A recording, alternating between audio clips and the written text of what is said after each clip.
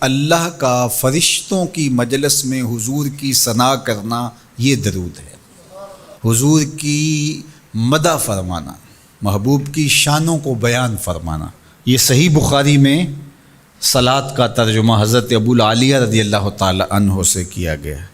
تو پھر درود کا مفہوم بہت وسیع ہے، حضور کی مدح و توصیف، حضور کے حسن کا بیان، حضور کے خصائل کا عنوان، آقا کریم کے شمائل کا تذکرہ، حضور علیہ السلام کے فضائل کی باتیں، حضور کی عظمتوں کا عنوان، یہ سب کچھ درود کے زمرے میں آتا ہے۔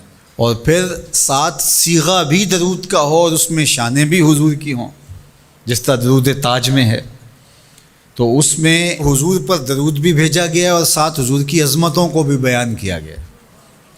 تو یہ ایک خوبصورت گلدستہ بن گیا۔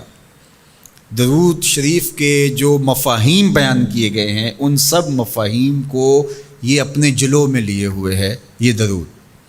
تو کثرت کے ساتھ حضور علیہ السلام پر درود پڑھنے کی تلقین فرمائی گئی۔ حضرت ابی بن کعب رضی اللہ تعالیٰ عنہ فرماتے ہیں کہ آقا کریم نے ترغیب دی درود شریف پڑھنے کی، باقی امور اور عبادت، ذکر فکر۔ تو میں نے عرض کی، ارشاد فرمائے کہ میں آپ پر کس مقدار میں درود پڑھوں، کتنا وقت، کتنا درود پڑھوں؟ تو آقا کریم نے فرمایا ماشیتا، جتنا تم چاہو۔ فرماتے ہیں میں نے کہا میں چوتھا حصہ درود پڑھوں گا، باقی 3 حصے دیگر عبادات اور دیگر وظائف اذکار بجا لاؤں گا۔ فرمایا جس طرح تم چاہو، جو تمہاری مرضی، لیکن اگر درود کی مقدار کو بڑھا دو تو تمہارے لیے بہتر ہوگا۔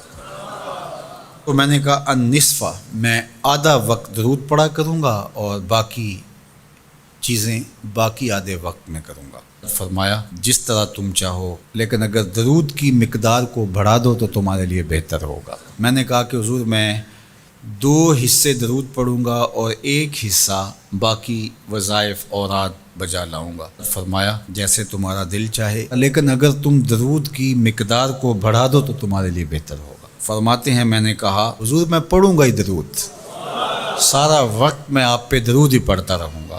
فرمایا پھر تمہارے سارے دکھ، تکلیف، اذیتیں، پریشانیاں، اس کے لیے یہ درود کفایت کرے گا اور تمہارے گناہوں کی مغفرت فرما دی جائے گی۔